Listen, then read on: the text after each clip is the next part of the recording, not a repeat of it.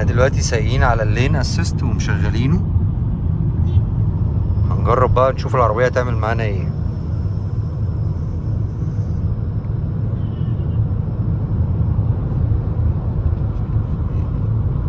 هي اللي ماشية، انا سايب ايديا اهي. شايفين العربية جابت يمين ازاي؟ هي بقى العربية كده اللي بتتحكم. الناحية الخضراء شوف هي ادت واحدة اخضر على الشاشة وادت واحدة اورنج.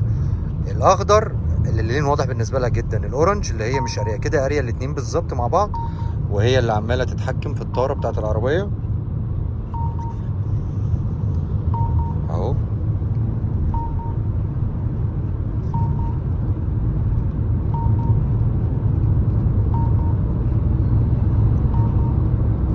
طبعا هي عاوزة طريق يعني تكون الخطوط فيه واضحة عن كده بكتير، هتفرق كتير جدا معاك وهتريحك كتير جدا. هي دلوقتي ما قرتش الناحية اليمين، فطبعا العربية جت اليمين.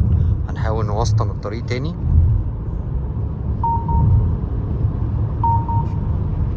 نحاول نيجي في نص الطريق. جينا في النص اهو، هنسيب ايدينا. هي العربية اللي ماشية، شايفين؟ خدوا بالكم من حركة الطارة والشاشة.